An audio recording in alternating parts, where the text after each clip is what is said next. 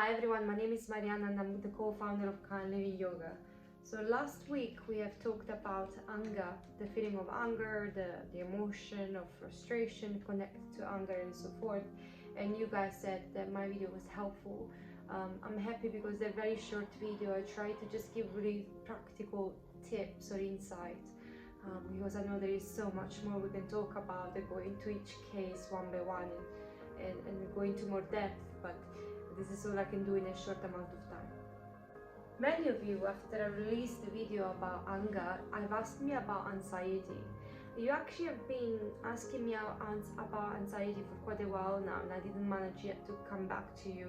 So I decided to make a proper video about anxiety today.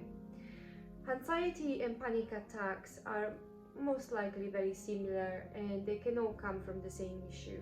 So you can either experience just a sensation of anxiety, which feels like a tight knot in the neck and chest, and it's almost like the stomach and the legs disappear, becomes like empty jelly.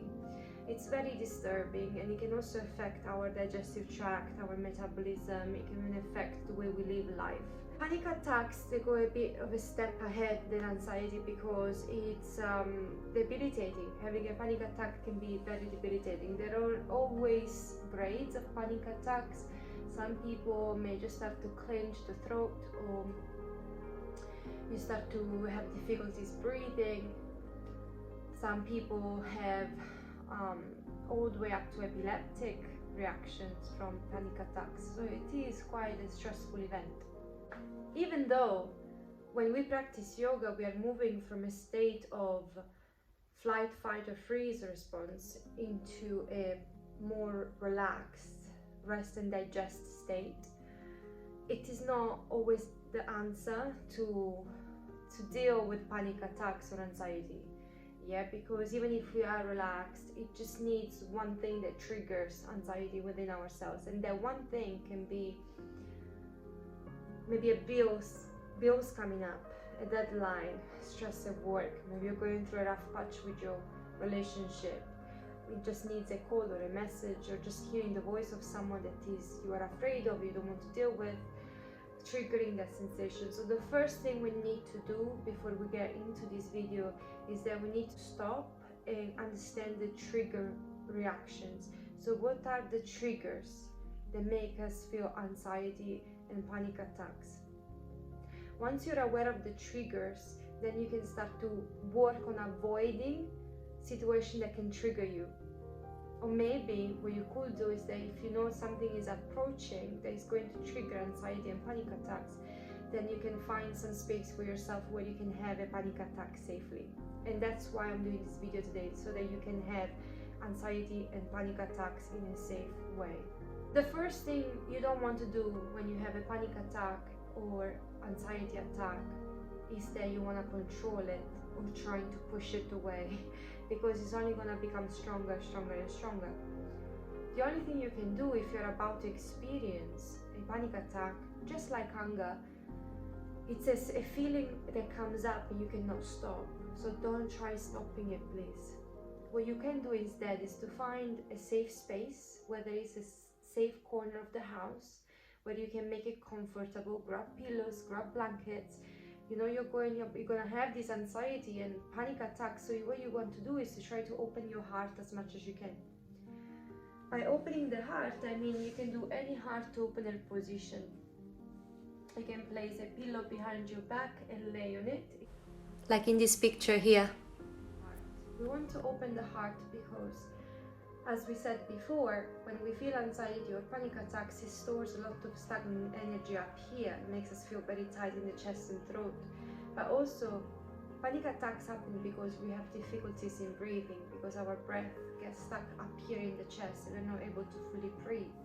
So by adopting a heart opener pose, you're able to stretch the lungs down towards the stomach more and bring more oxygen into the body. So please, know that it's normal to have anxiety, it's normal to have experienced panic attacks, especially if you've gone through some very damaging experiences in your life or through your childhood. It's okay, you're not alone. Many people, actually 99% of the people, experience something similar day by day, so you're not alone. But what you need to start to understand is that we cannot rely on external factors to deal with what's happening within ourselves. And by this I mean relying just on the yoga practice, relying only on meditation. Only when I meditate I feel better. Only when I practice yoga I feel better. Only when I speak with my best friend I feel better. Only when I go away for a weekend I feel better. Yeah, you need to start to create, yes, you can incorporate all of those that make you feel better, but you need to start to work onto permanent changes. And how do we make permanent changes? Permanent changes, we make those just by looking within ourselves. There is no meditation, no yoga teacher out there, no psychic, whoever, that will be able to tell you what you need to do. Only you know that. That's your power, and don't hand it to anyone else. You have the duty to look within yourselves after the anxiety and panic attack and start to see what's there. Why is this constantly happening? Even if perhaps you have made a change that you think was for the better, is it still causing damages underneath? Maybe there is something that you have not dealt with.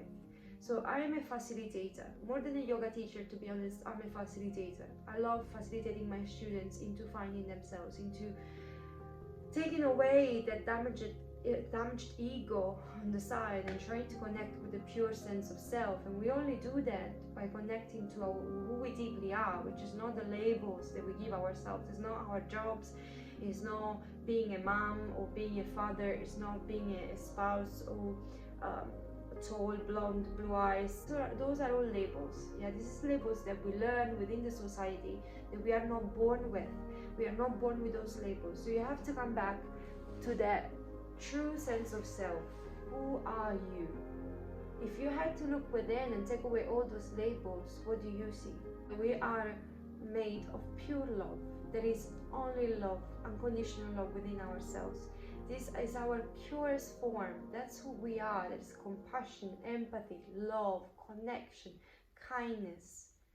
Everything else, we learn it. It's a behavior that we learn. Hate is a behavior that we learn. So anxiety, and the first time actually we experience anxiety and panic attacks is a traumatic experience when we disattach from the spiritual form to the physical form. So the moment we decide to come back into physical form, that's a separation from everything that there is. Yeah, we are all part of the same universe, we're all part of the same organism. Even the air between me and this screen is atoms, is energy around me. So I am connected to everyone around me. If I start to see that, I am made of love and I am connected to anyone, so what would be my reaction on a daily basis would be to love people. And when we talk about love, we don't talk about convenient love. We talk about love that is based on the purest form. You have to start to love the people that have done wrong to you. And by saying that, I don't mean that you have to go behind these people and perhaps recreate a relationship. Absolutely not, because you don't have to have a relationship to understand the concept of love.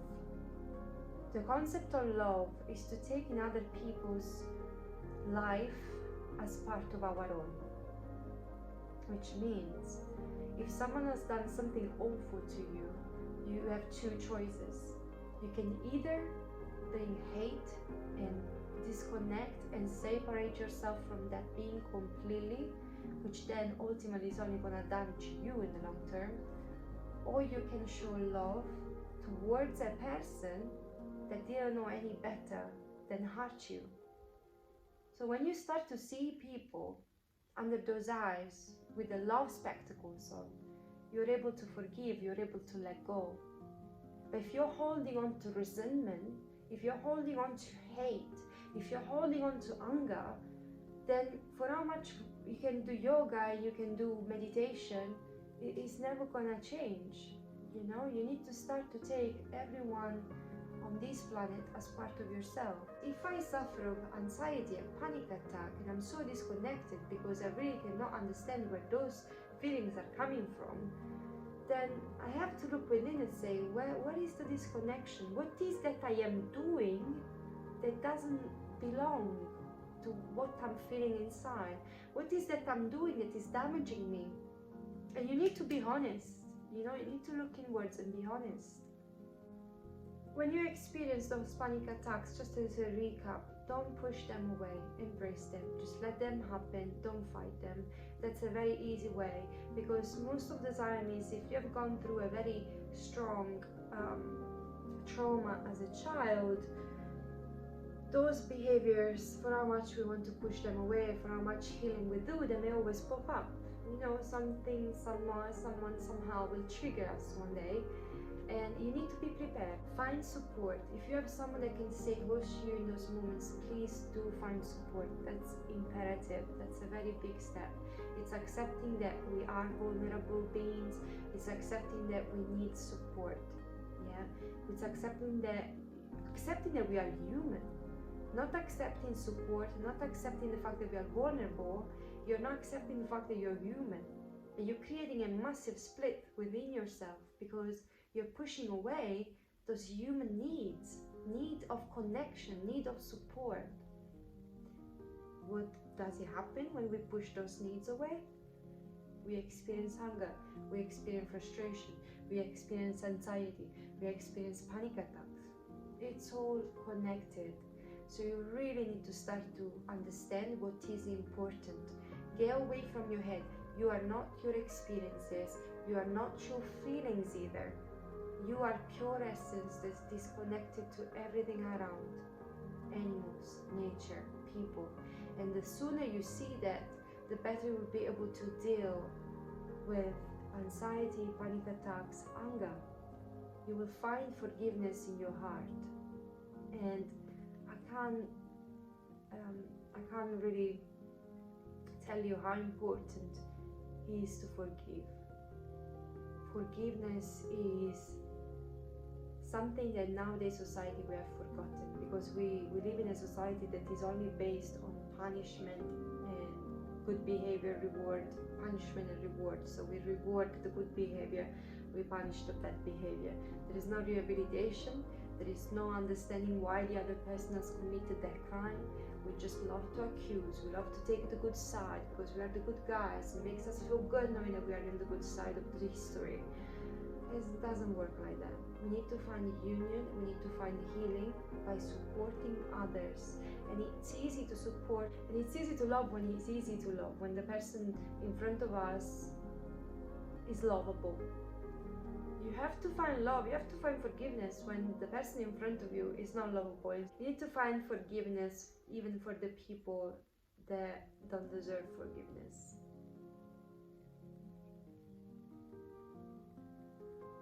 We need to let go, and by letting go is accepting what has happened to us and moving on. If something happens, just let it express itself, then let it go. You're not your feelings. You're not your beliefs, you're not your thoughts. You're something else deep within. Connect to that purpose. Namaste, everyone.